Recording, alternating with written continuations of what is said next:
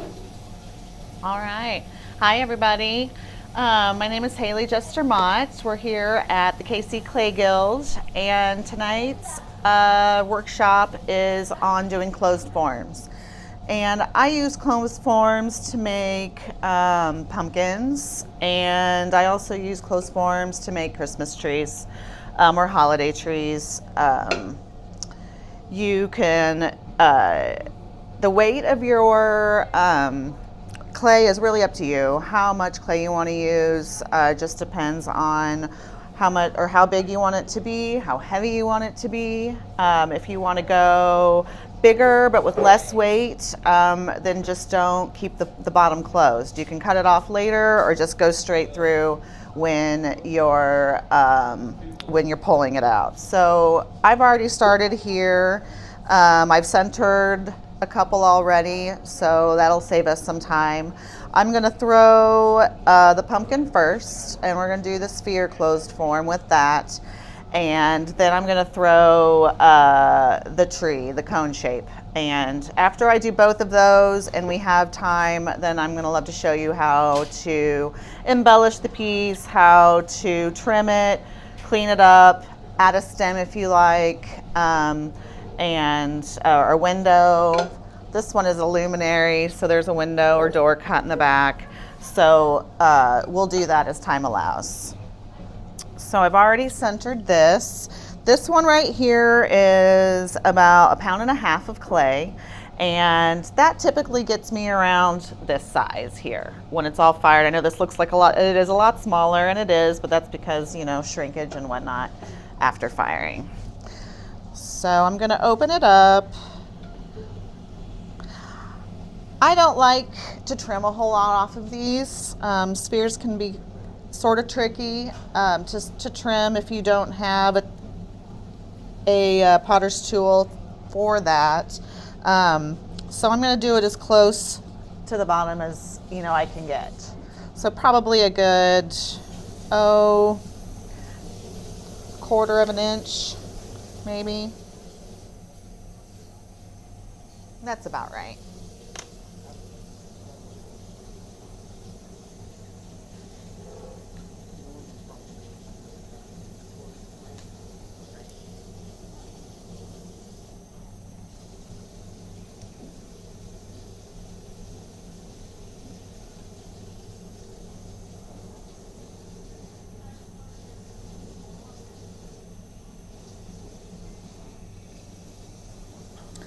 All right, after I get this about the width I want this to go, I'm going to slow the wheel down a little bit.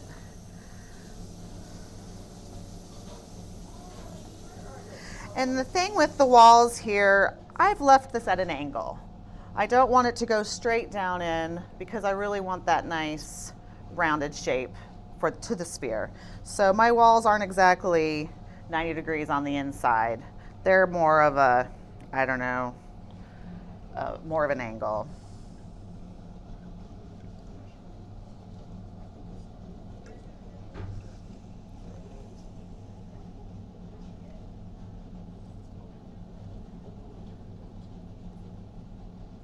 When you're doing a closed form, you want kind of medium thickness walls. You don't obviously want it too thick or it's going to be super heavy. Too thin, and when you go to close that off at the top and color it in, it's going to be too thin, it's going to ripple, and you don't want obviously that to happen. So we're going to start with a medium thickness. I'm going to pull this up some more, bring some of that clay off from the bottom.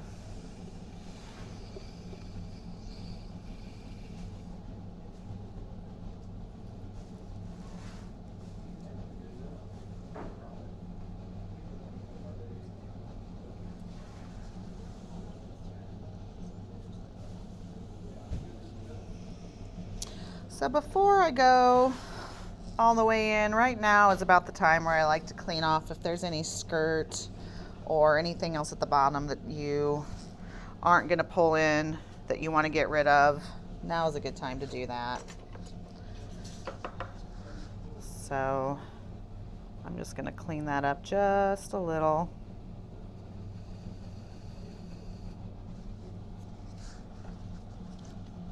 I do it in the moat method. Flood in the rim.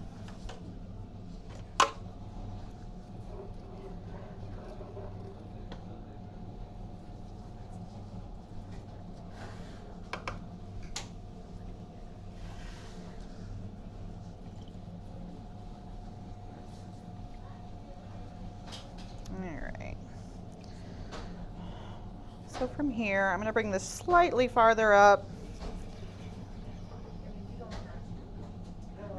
Belly it out just a little as I do that. Now on that last pull, I'm going to start to curve it up to the inside so that it has an idea of where, once I start collaring it, it already has that motion going. You want a lot of water when you're collaring in on the outside.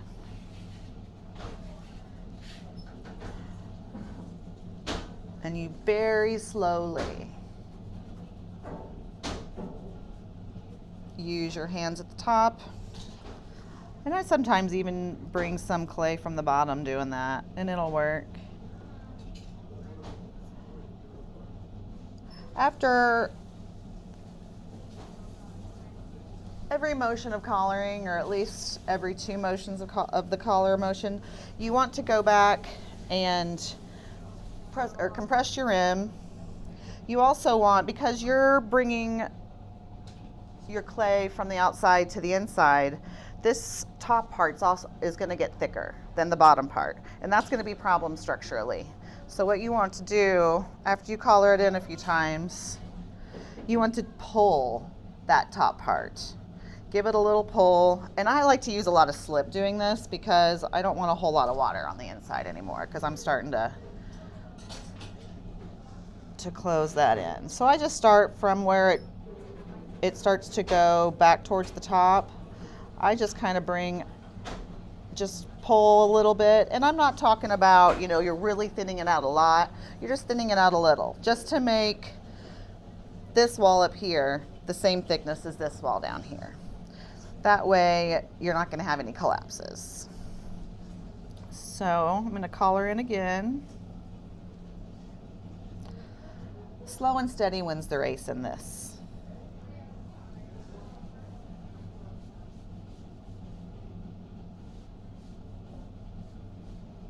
And again, I'm going to come back in and pull just a little, just to thin that out just ever so slightly. Stabilize that rim again. And I'd say my wheel at this point is going about medium speed. You don't want to go too fast.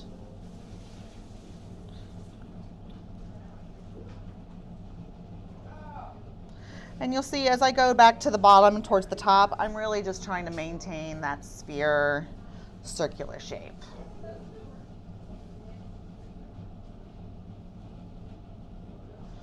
All right. So I like to use a lot of slip in this and not a lot of water, because you don't want water to be trapped inside. So about now, actually, I'm going to go ahead and a sponge on a stick is your friend. If you don't have one, no worries. You don't have to buy commercial. You can slap one of these cheap sponges on the end of a dowel, and with a rubber band, secure it, and voila, you've got a sponge on a stick.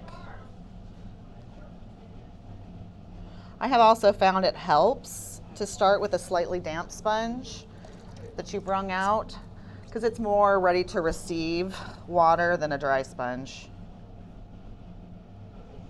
Make sure all that's out of there, because you really don't want to trap water in there. That's gonna break down the integrity of the inside of your piece. All right, so still pretty good and wet. Collaring in again. And at this point, I'm kind of pushing in here, see? I kind of want this to come up just a little bit, because I don't obviously want it to go in. It'll start to go down if you try to do that. So if I'm pushing up just a little, see how that kind of sticks up a little bit? Don't worry, if we have any extra at the top, we'll get rid of that later. So I don't really have a name for what this is. Kind of a spout maybe. So I've kind of already compressed that rim. I'm gonna go ahead and do another pull. And I like to use my knuckle, and I'm pushing in with my outside hand, but I'm not pushing out with my inside hand or my inside finger. I'm just stabilizing it. That way it's not pushing in. All right, and we're gonna say this is probably gonna be our last go. And just using my fingers now, I'm squeezing all the way shut. And you'll know it's done when you end up with a little bit outside. Now I'm just gonna go back in and smooth it off because I want a nice clean sphere here.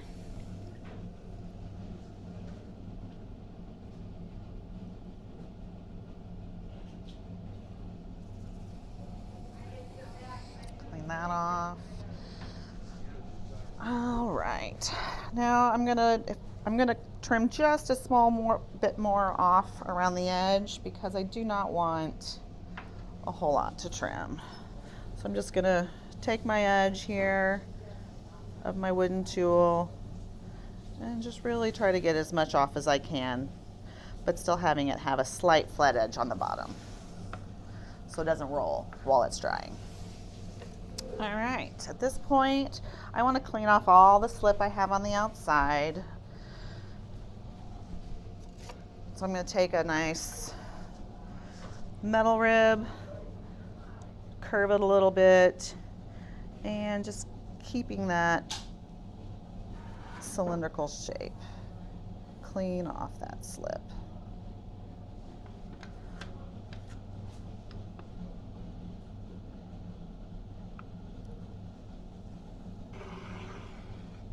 All right.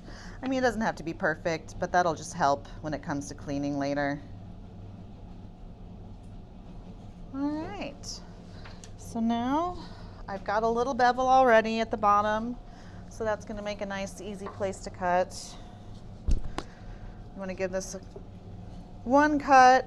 I don't go twice because I don't want it to leave that middle spot. So finish and then we'll finesse that a bunch later. So that's the closed form for a sphere. Sorry, I've lost my towel. And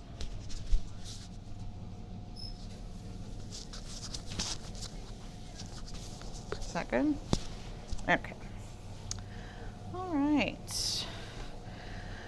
Next up, we're gonna do a tree. And I already have one started here. It's centered. I just pushed in the center to get the width that I want for the base of the tree. I'm not gonna go as wide for the opening on this as I did the pumpkin, because obviously your bases are gonna be a little wider for your pumpkins than you are for your tree. But in the end, I like the illuminated ones, and in the end, I really want for my candle to fit. So, considering shrinkage, you want to make sure you have enough room for that.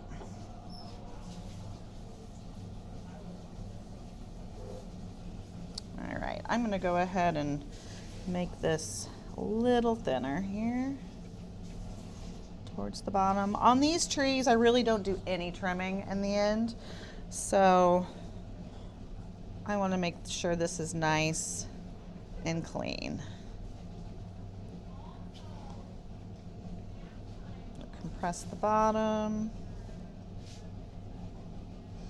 but keeping it nice and flat. And on this one, I definitely do want a 90-degree angle on the inside. Because obviously on a cone, you definitely have more angles and not all round. So I'm gonna go ahead and pull, nice and wet.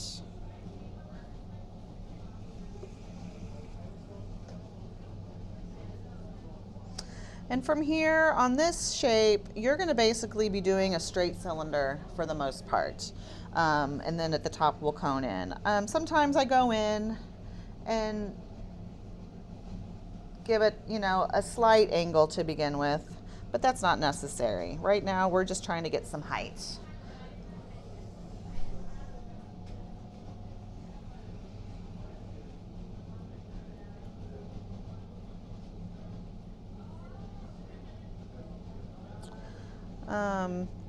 Your finished walls, unlike the pumpkin, like the pumpkin, again, you want this about medium thickness. Because we are coning at the top, we definitely don't want any ripples happening. And if it gets too thin, it definitely will ripple. The cool thing about trees, though, is there's a lot of room for forgiveness. If you do get a ripple, it's pretty easy to fix it. Or if you get a ripple, go with it. I found myself being much less of a perfectionist with these because, you can carve them, you can do a lot of fun things even if it has some wonkiness to the wall. In fact, that's kind of how I got started doing it. I think I was trying to make a mug, and it was DC who was in class with me, and I was having troubles keeping a straight wall. And this is a long time ago, a few years ago. And she was making trees, and she's like, well, just try to close it and see what happens. And so I did. And she's helped me back then learn my form and technique and answered a lot of my questions. So she was very much a part of my learning how to do this. So let's go ahead, pull again. Oops, not wet enough.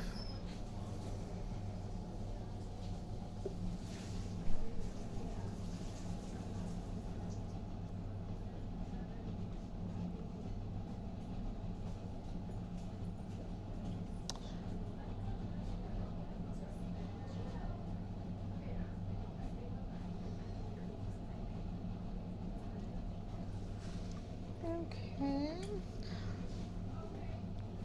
I'm going to go ahead and give this just a little bit of a collar since it was starting to flare. We don't want that.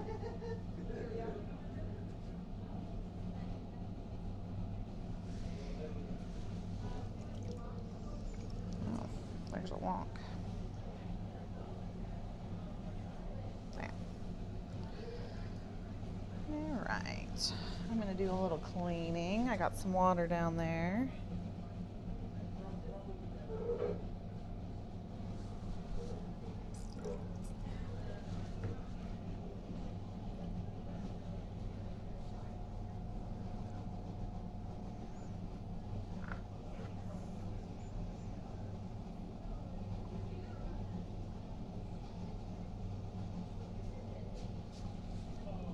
All right, I'm going to do one more pull just to get a little bit more height, and then we'll start collaring in.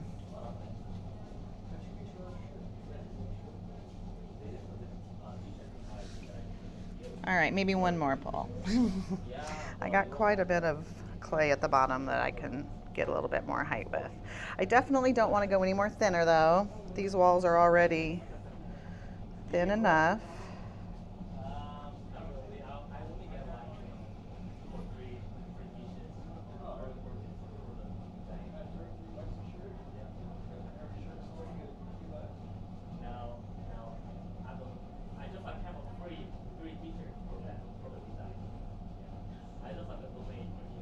Okay, that's going to be great. So, trees don't take as long to collar in because obviously we don't have that far to go. So at this stage, you want to make sure all of your water is out of the bottom. So you still got a little bit more.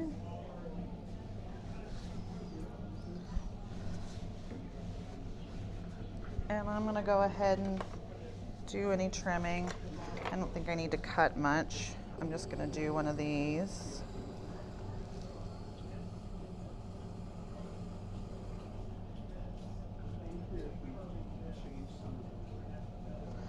So I just did that to get some of the extra off. All right, lots of water. So I'm just gonna start by gently, slowly pushing that in towards the top. So with the pumpkins, we were more worried about, meeting in the middle by flat. In the trees, we don't have to do that because we're meeting at a point at the top. At this point, you want to be thinking about what kind of shape you want your trees to be. I like a very standard, typical tree shape. I've seen these done very rounded, fatter. What you just want to be aware of is you can do a lot of those changes now before you close it up. But once you close it up, that air is trapped inside, and there's not a whole lot more you can do to change the volume.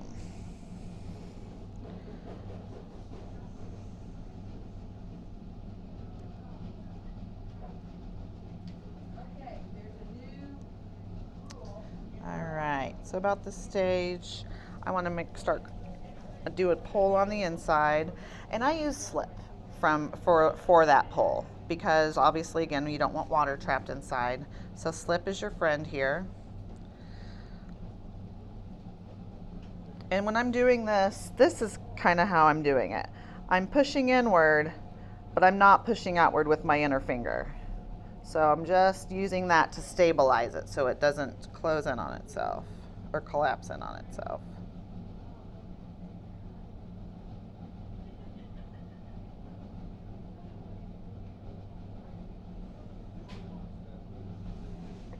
All right, compress, and then we're almost there.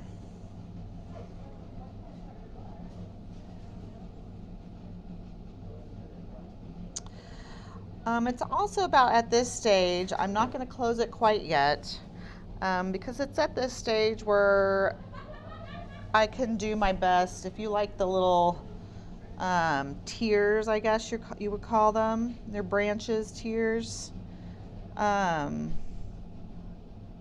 It's a lot easier to do that now. You can kind of finesse the shape a little bit after you've already closed it, but it's easiest to do that now.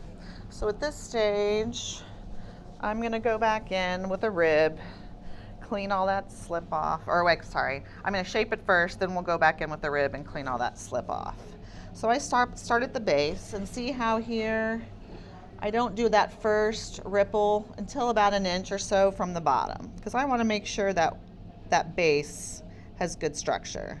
So about here is where I just sort of do a little same motion you would make while collaring in. And this is strictly for your own decoration. I've done them to where there's no ripples in it or no branch humps. And now I'm going to go ahead and close it. There. All right, that was the end.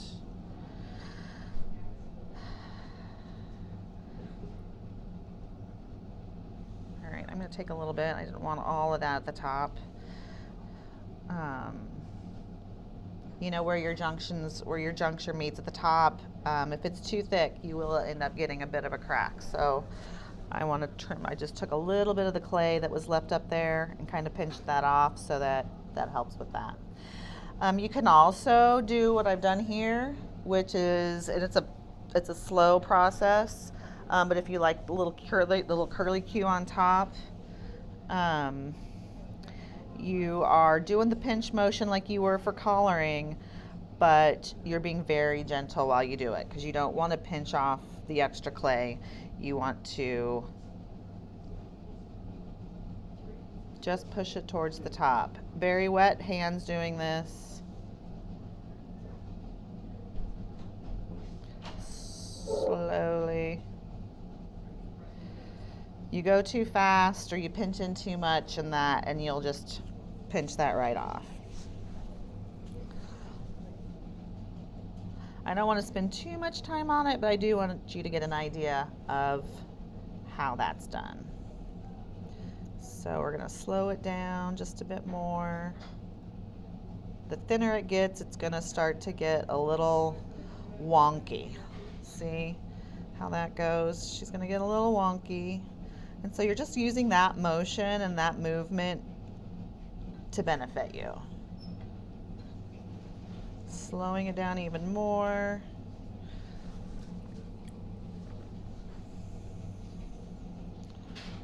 And we're just going to, at this point, slowly push it over.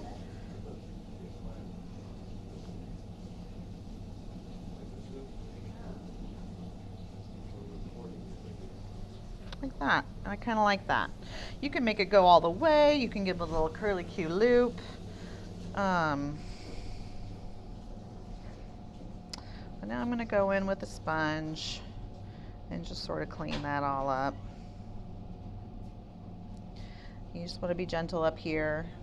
Obviously, you don't want to mess your hard work with that little curly Q.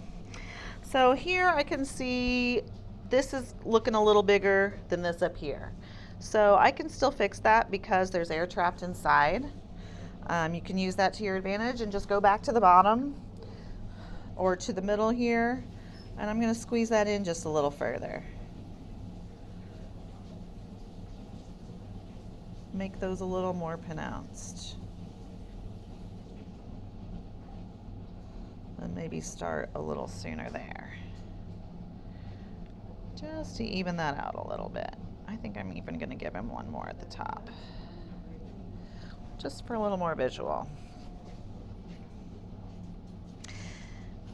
Another cool thing is if you've done this and you still have that hole at the top, you haven't completely closed it, you've made your divots and oh my gosh, you've accidentally pushed too far. There's still a hole in the top, you can literally blow it back up. I've done this before and I was just doing this yesterday where I just cleaned all the slip off, put my lips around it and blew air in and it popped it back out. You want to be careful that you don't do that too many times though, because it will start to crack. Or if it's too dry, the integrity of it will start to break down. So here, I'm going to go back in with a rubber rib and just clean off some of that slip. Now let's do this one first. I don't like that. Now, I should have done that first. That's okay. I don't want all that slip.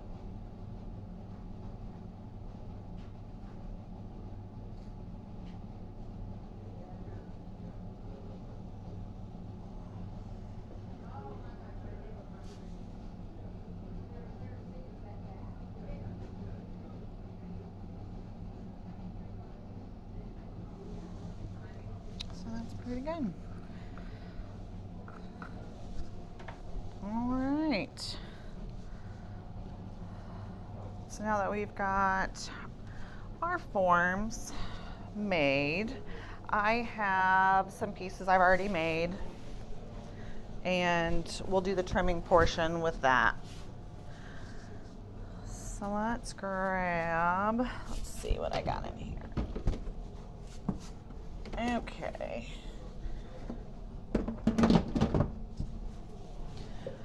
So I made this the other day and it's been drying. I even cleaned this one off already. Let's grab one I haven't cleaned. So I'm going to show you. There's one I did some some ridges in like that. I did one that is plain. Thank you. I did one like that so that I can, oh, sorry. I did one like that so that I can go back later and do some carving in it. But this has got a nice rough edge on the bottom, so we can show you how I clean that off.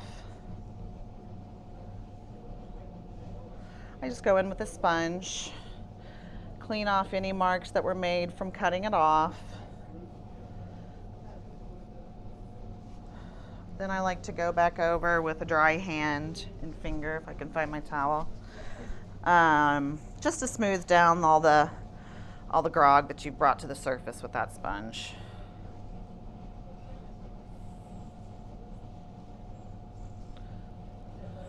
Sometimes I don't like how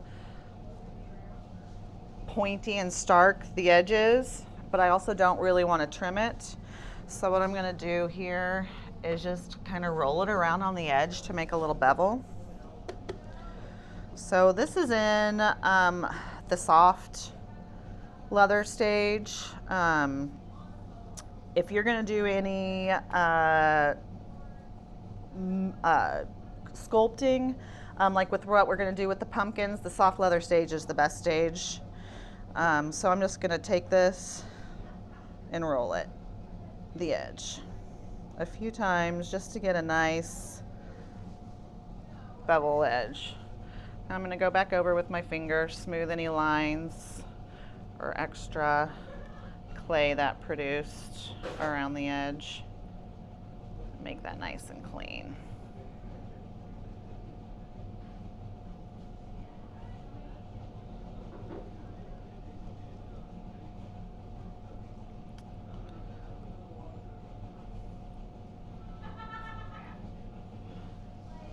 So that's how I do the beveled edge that I've got on this one. If I were going to be done at this stage and come back later, that's when I would go ahead and poke a little hole. Just a little hole will definitely slow or quicken your drying time.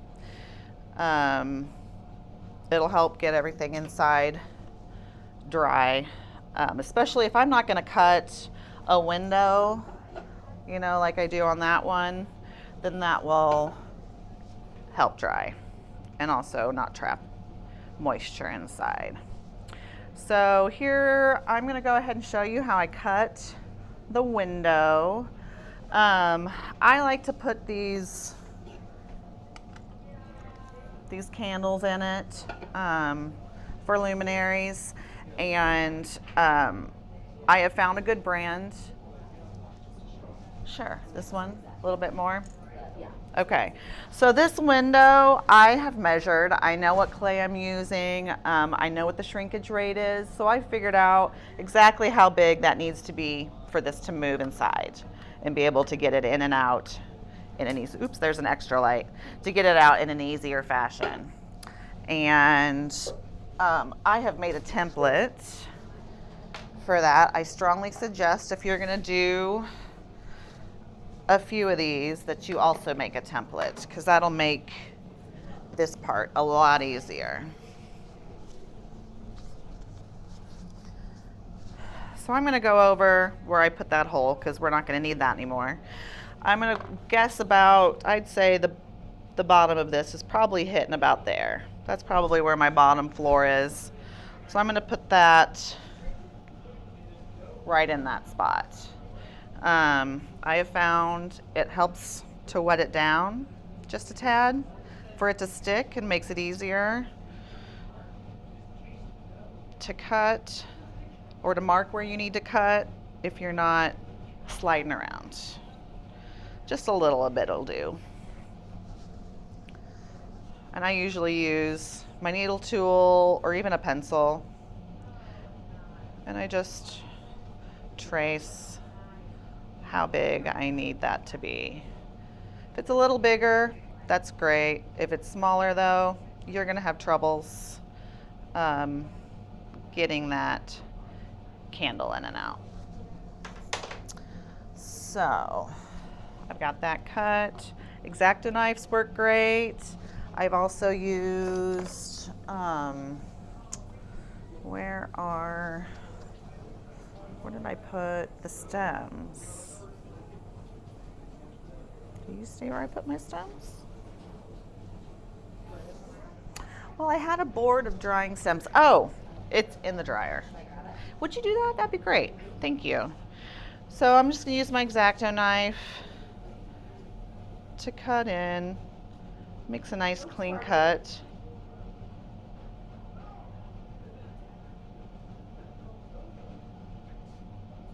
I like the little doors or windows or whatever you want to call it. Kind of makes it look like a little hobbit house, a little tree or something that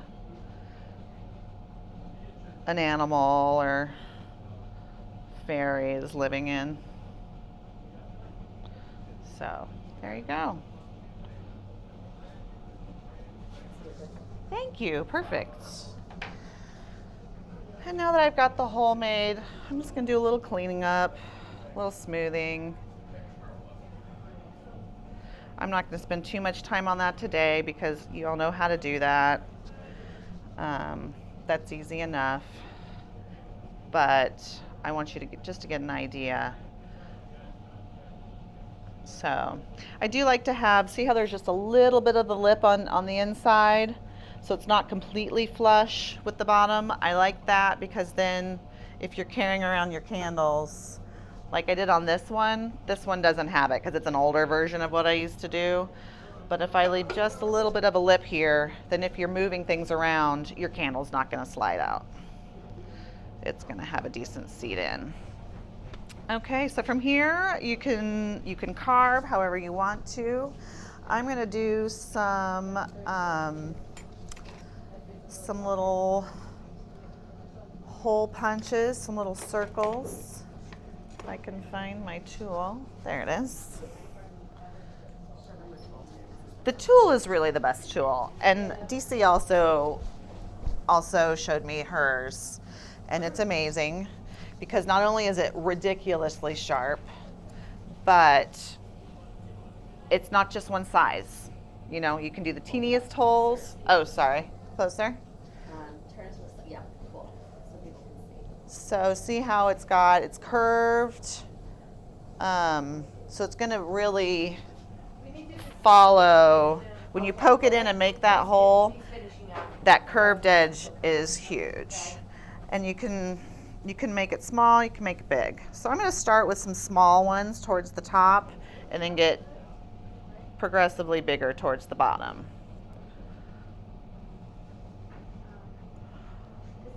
If you're type A, you might want to, and you want these to be like symmetrical and exactly in the same place, grid it out.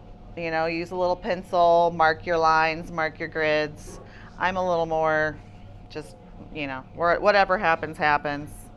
So I'm just start towards the top.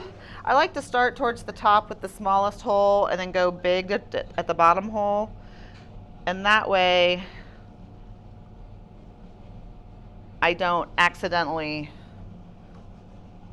go too big before I get down there. I have found if I progressively make them bigger, all of a sudden I don't have any bigger to go, and my bigger holes are towards the middle and things just don't look quite right. So I do one at the top, one at the bottom, and then kind of one in the middle. And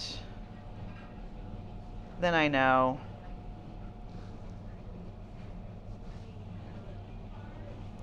so then you can go back, you can smooth it. I typically take one of those little bottle brush, with the like your straw cleaner type brush. You can take that in and kind of clean out, and that'll get rid of some of your little holes here, some of your little boogers. Thank you. You can also come back in with your X-Acto knife around the edge and just trim off any of that clay that's tried to squeeze its way back out. Make a nice clean edge.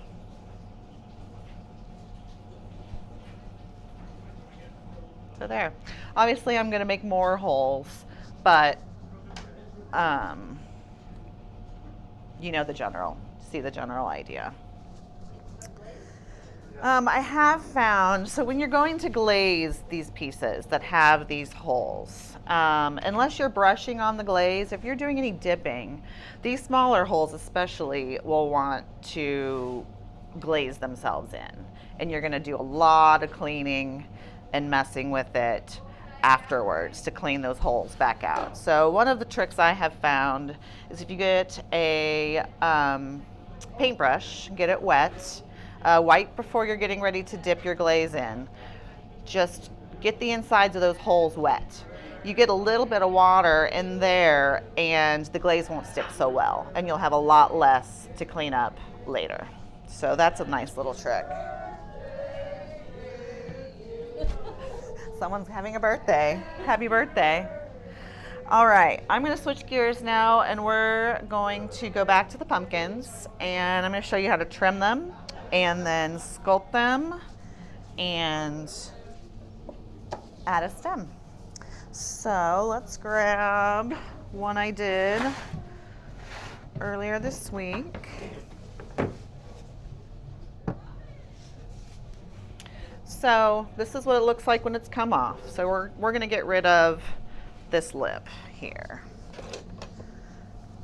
Of course you can use a chuck of any sort. I was doing a bunch of smaller trees and pumpkins earlier or last week, so I had to throw my own chuck because none of ours fit. So that's also something you can do. All right. Don't worry about if you've got divots or funny little things like this must have gotten hit when I was moving this box around. We're going to be smoothing that out here in a bit anyway, so no biggie. And again, you really, for the pumpkins especially, the trees, you know, regular leather hard is fine for any of this, but the pumpkins, you really want this to be at the soft leather hard stage, because we're going to do a lot of sculpting. And here, I'll pull that out too.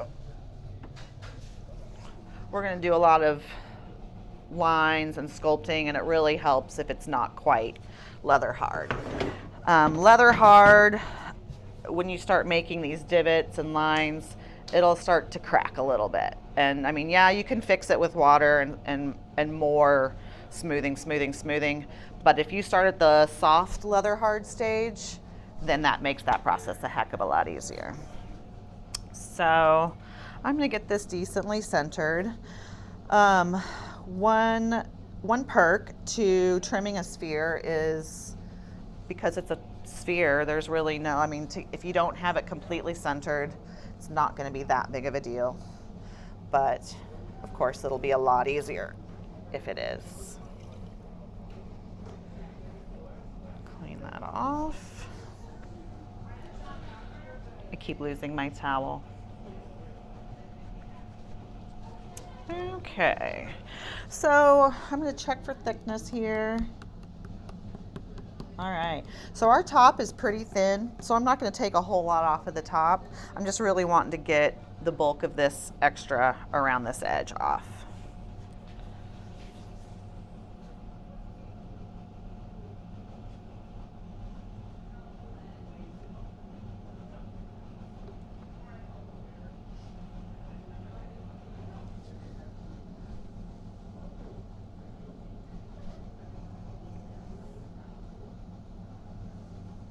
Because it is a little softer than typical leather hard, you just want to be careful so that you don't catch it and make a divot. So maybe not go so fast like I am right now. Slow her down.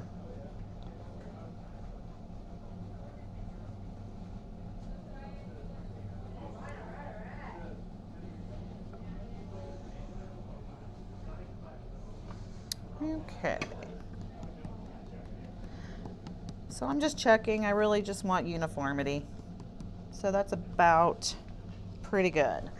I'm gonna real quick go just run my fingers, get them a little moist, run my fingers back over it, try to get out any of the horizontal lines because, you know, most pumpkins don't have horizontal lines.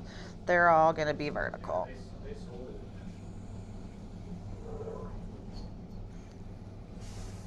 You can go in with a rib too and help smooth that out.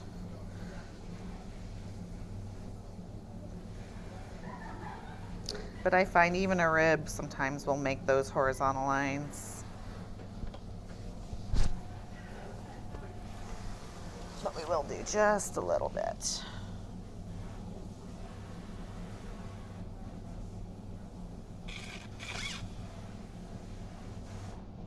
Okay, that's pretty good. Okay, now I really do need my towel. Ah, there it is. Okay. So at this stage, if I were doing this like all in one, you know, swoop, I've done this part, I've trimmed it, I'm getting ready to sculpt it. Right now would be a good time if you haven't already pulled your stems. Now would be a good time to do that. So I'm going to take this off. I'm going to get this. And so I'm going to show you some of the ones I've already pulled. I did these earlier and I put them in the dryer because I really want them to be just about the same consistency or the same almost leather hard or soft leather hard stage. With the pumpkins, and I'll probably say this a few times, and I can't stress this enough, you need to dry them very slowly. These stems are obviously going to be slightly thinner than the walls. Maybe not completely, but because they probably are about the same width as the walls, but because they're individual, you know, they're not touching, they're going to dry out so much faster. So, move that. I pull these stems like I pull my handles, or at least sometimes how I pull my handles. I have already grabbed a piece of clay, but I just want to show you how I go about the form, getting the right form for, here, let's do this first. I'll just get one of these. So I'm just going to I just have a ball of clay, and I'm just going to do a general rectangle shape. Because really, you know, stems are very angular. Pumpkin stems have a lot of edges, and they're probably not even four-sided. They're probably more than that. I've never really went into researching that, but you don't want it to be super smooth. You want a lot of edges. So I'm just going to start by making a general square or rectangle. And if you just keep slapping this down on all four sides, it'll start to elongate in that shape. And I do this when I'm pulling handles that way as well. I mean, yes, you can do this while you're pulling, but it always helps to have a good start.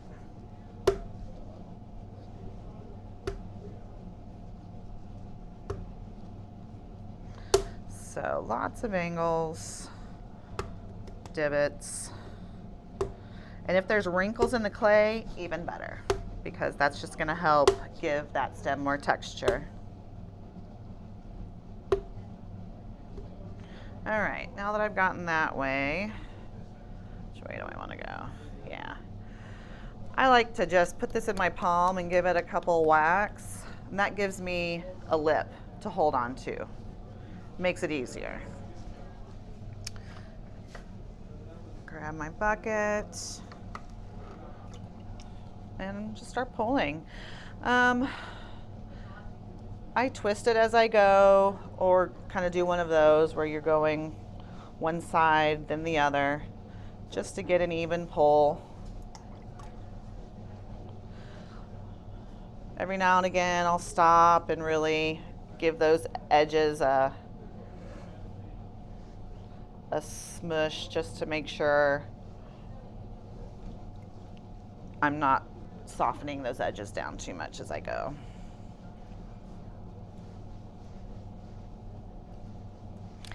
One of the last things I do before I cut this off is I will go, after I've made those 4-sided divots like I like, I'm going to go in with my fingernail and just really make that pronounced.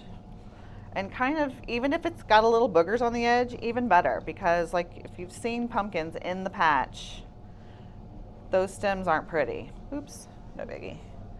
Those stems aren't pretty. They've got cracks. They've got little bulbous pieces here and there. So if you're going for that ultra realism effect that I like, it's good to be just a little messy with it. So now that I've gotten that far, I basically just stick it on a piece of wood, something it's going to stick to and hold. And I have usually wrapped some, here we go. I have like here, I've wrapped this any brush, anything with a long handle, a pen, a pencil, it doesn't really matter. I have found wrapping it with a piece of newspaper helps when it starts to dry, because that way you can just slip it right off and then just work out the paper. So I'm going to do that right now because I forgot to make an extra one to show you how this works. So I'm going to reuse this one.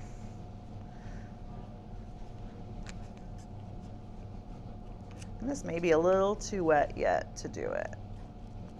That's okay. We'll do that in a bit. I'll just go ahead and show you what I do from here. So I'm going to take on the smaller end, I'm going to take the smaller end of my stem and just twist. And you know, think of how the pumpkins grow on the vine, what they look like. Those little curly cues, they're not uniform. They're not going in a straight angle. Sometimes they curl back on themselves. So use that to your advantage. Get fun with it. So I do get about that far, and then I take a knife that I usually have around. All right, we'll use the X-Acto knife. Or wait, no. Ah, here it is. This knife. And I'm just gonna cut along the bottom. Again, doesn't have to be perfect, because you're gonna go back and kind of flatten this out later when it gets, when it dries. So I usually will set this out now and put it in the dry box, or if it's warm outside, put it outside in the sun and get this good and dry, because when you go to attach it, you want the curled part to have stability. You want, when you're holding it up, you don't want to put it on your pumpkin and then have this all fall and uncurl itself. So I'm going to go ahead and put it on the pumpkin like this. And eventually it'll dry and fall away from this newspaper. So I have, and we'll do that here in just a minute, because now while that's drying in your dry box, you can come back to your pumpkin and start sculpting your shape. And you can use just about any tool. I have found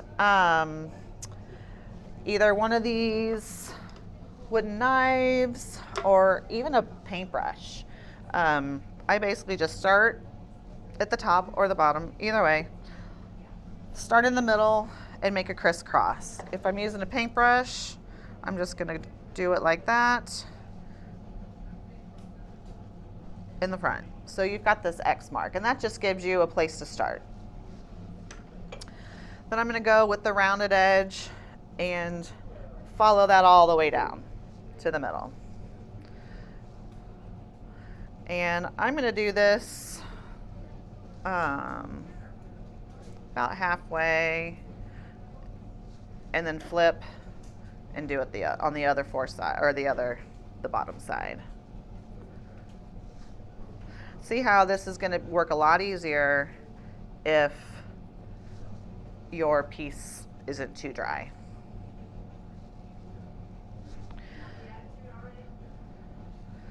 So I'm going to do that, and then I'm going to do it again.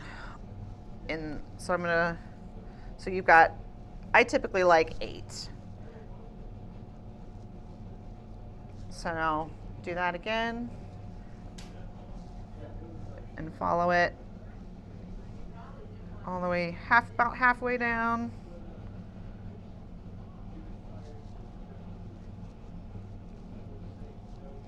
Flip and finish on the other side.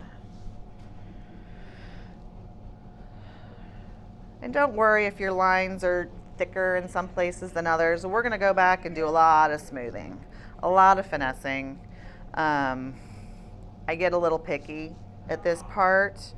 That's just me. Since I'm going for that ultra realism sort of look, I want to get out. And when I'm smoothing these lines out, I'm trying to smooth out all of the horizontal lines you've made while throwing and trimming. You don't see too many. You do see some on some pumpkins. You can kind of see how they've expanded. There's some horizontal lines, but typically it's mostly vertical. So now I go back and I just start to smooth out where those divots are. I like to make these top ones really pronounced, where it's like coming out of the stem, because you see that, in real pumpkins. These ones right here are a little more divoty than the ones going down the sides. So I really make those pronounced. Now, I've been doing this before, and it's been so soft I've sometimes blown through the middle, and that's okay because we're going to carve out the middle anyway. I find that if you make a hole where you attach your stem and you even hollow out your stem a little bit, that helps from cracking. It helps keep all of your surfaces the same thickness so that you don't have any stress cracks for drying.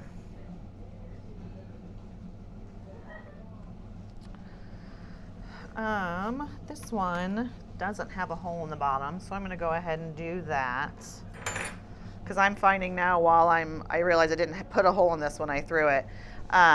If you put a hole in the bottom, again, that's going to help your drying process. It also will help when you go to do any of the sculpting part. Now all my air is trapped in here. So if I'm trying to push or move or do anything with it, it's not going to go anywhere because the air is trapped and that's forcing it to keep its shape. So I love making the hole. I love making hearing the little sound it makes when it releases that air. It's fun. Okay. So we're still just messing. We're messing around. At this point, I use a little bit of water to help smooth out some of those lines, help the clay move a little easier.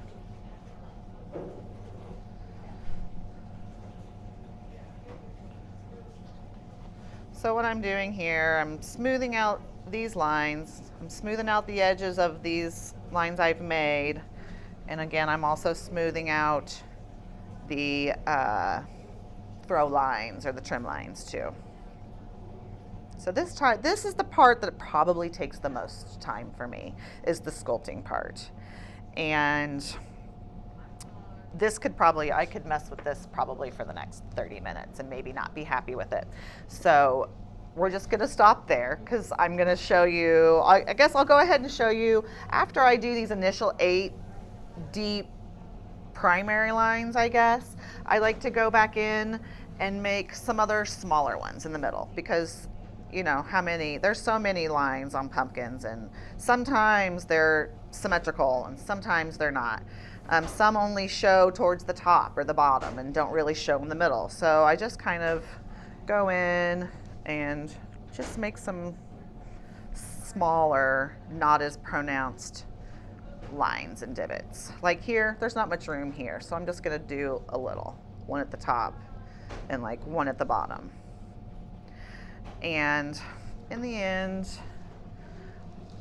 I don't know if you can kind of see on this one a little bit better how, see how these are very pronounced here, but there's just little ones here and there that are not as pronounced. And I just think that makes it look a little more real. So I've kind of done that here, and I've gotten to the point where I'm okay with this. You really want to be done with that portion of this project before you put on the stem, because the stem really should be the last thing. It's fragile. It's really, that's it. It's fragile. So once you put on the stem, you want to be done. So have all of your sculpting and messing and feathering all done before you get to that stage. All right. Now is the time where I decide, is it going to go like this?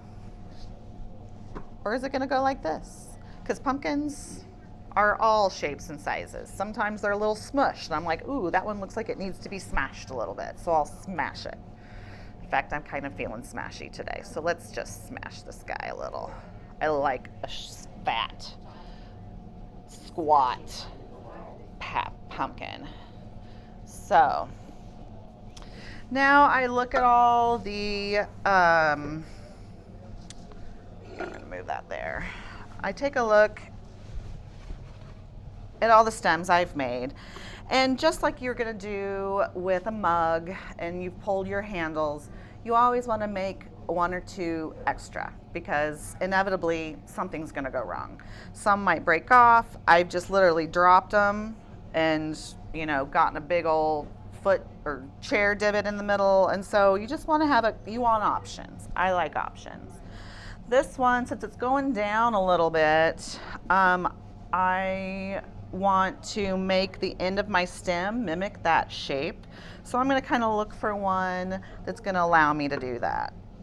So I just take a look, and actually I think maybe the one I had earlier is going to do the best.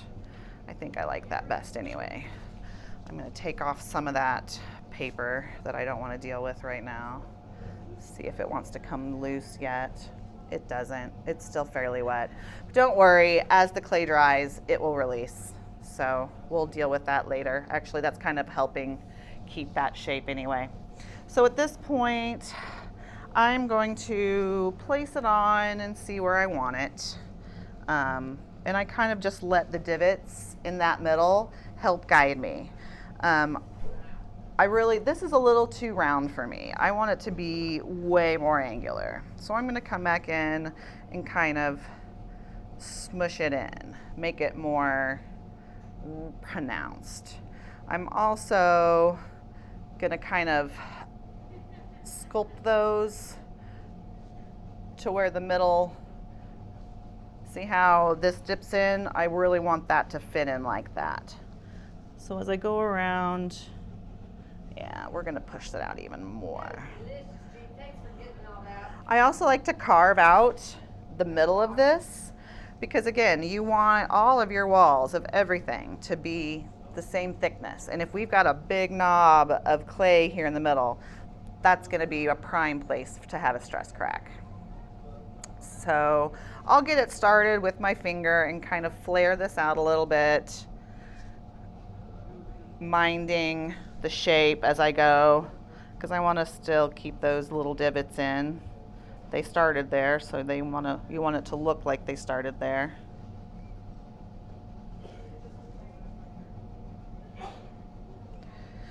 And then I'm gonna go back in with this reamer tool. I think that's what it's called. I don't remember. And I'm gonna go in just a little further because again, it's kind of thick where that stem starts to flare. And I'm gonna just divot it out just a little. Till I see the walls on the outside looking about the thickness of the walls of my pumpkin. Another thing I'm going to do is poke a hole in the pumpkin on the top also, because we don't need that extra clay there. We'll have enough places to attach it.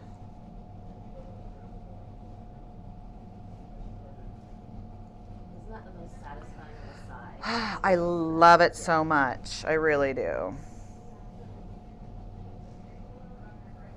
So you don't have to be too perfect in the hole because no one's going to see it.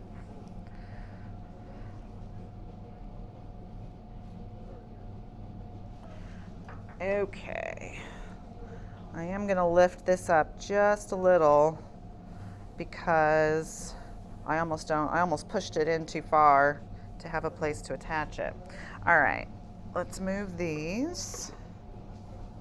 I've got all these fun sponges around because I want to keep when I dry them, I put that on the wood, and then I like to sometimes prop it up because I kind of want the stems to do this. Sometimes I want the stems to wrap around and do funny things. So I use sponges or newspaper or tools or whatever I have around to prop those things up in the way that I want that to work.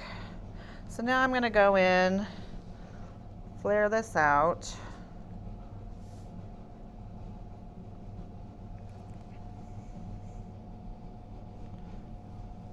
I do want some angles again. So I'm going to mess with that just a little to get the shape that I want. Then I'm going to map it out and score. So I just kind of move this around till it looks like, that looks like that's how that could fit. And then I draw an outline of it.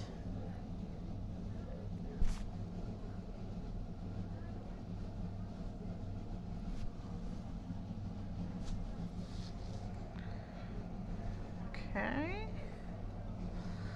Now I'm going to go in and score. I've got, if I can see my tools, I've got a fun little score tool that makes this a lot easier.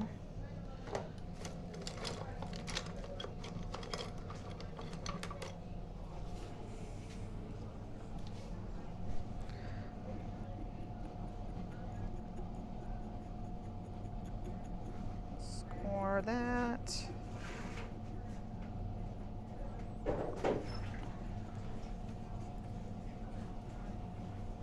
Okay. Also score that.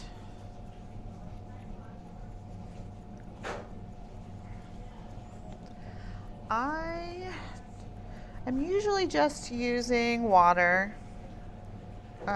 You can use slip. That'll definitely not hurt. And I'm going to use maybe some of the slip that's just around the edge here.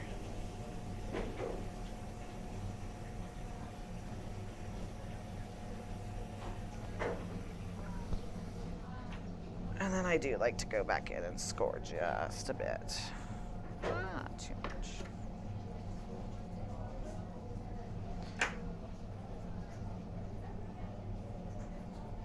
All right.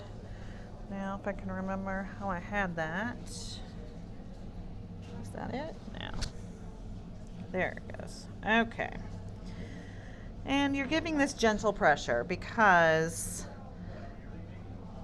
this is a soft leather hard stage. So too hard and you're gonna push it through. So now I'm just gonna kind of smoosh it in there, hoping that gets a good seal. No gaps. Nice.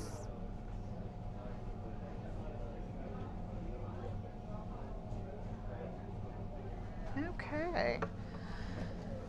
Here I go in with a paintbrush just to clean up the edges.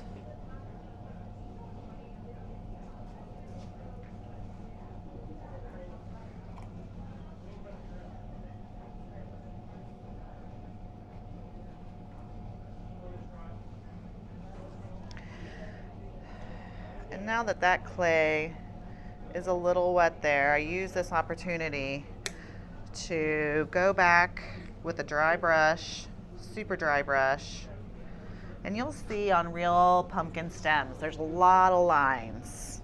And so I just take that and kind of work it my way up.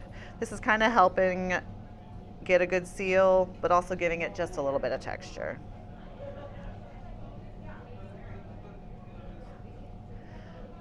So again, if you've got little bits here and there, don't worry about it because pumpkins are funky like that.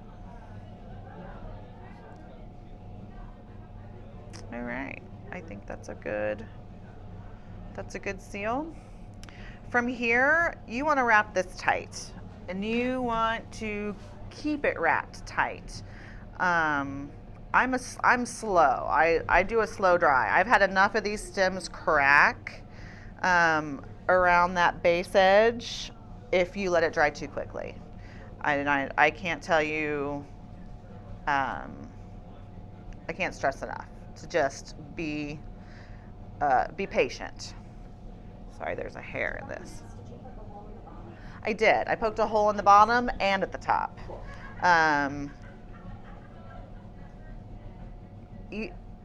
That way you've got all your venting you need for good drying and for no trapping of moisture and whatnot. So what I would do at this stage, I would wrap it, and I would keep it wrapped for probably a good week. I might go back, check it, see sometimes, little cracks around the stem where that juncture happened might appear. I'll go back in with a rubber tool like one of these and just smush it in and roll it, and that'll fill in and it'll be great. Any cracks you might have after firing will typically fill in with glaze too. So it's a weird juncture, so you're gonna have some weird things, but just roll with it. So yeah, that's pretty much it. The world is your oyster on the decoration for the trees. Do whatever feels good to you, and yeah, I think that's it. Okay, I'm gonna come over and just Oops, this is falling. kind of microphone. Yeah. All right. Thank you. All right, it's cold in here, so my hair is probably a little crazy because I just took a hood off. But anyway, thank you, Haley. This was awesome. Like, I really learned a lot, even though, like you said, I got you started on it, but like, you you're have kind of the one that changed. taught me. You have changed so many things that and taken it further. So it's really cool to see all the things you do. So thank you so much. Thank yeah. you for getting me started. For everybody else, just a couple of housekeeping things. We do have the KC Clay Guild holiday sale coming up. That is December 5th, 6th, and 7th. On the 5th, it's 5 to 9. The 6th is 10 to 6. And the 7th, it's 12 to 4. That is at South Broadland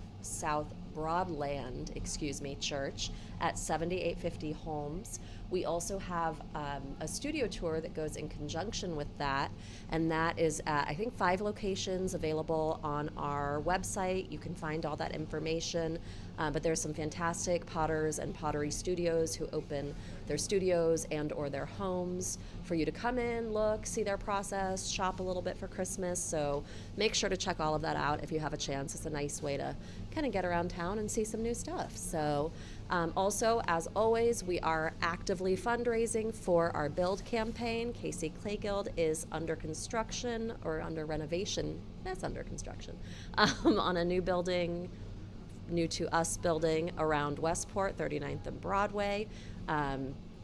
We will hopefully open fall of 2026, and it's going to give us about 4 times the space we currently have, which we definitely need. So very excited about that. And if you would like to donate during this holiday season, we love that, and you can find information about that at our website as well. Other than that, come in and see us, make a holiday gift, and maybe you can make a tree or a pumpkin or something like that. So yeah, so again, thank you so much, and thank you all for watching, and take care.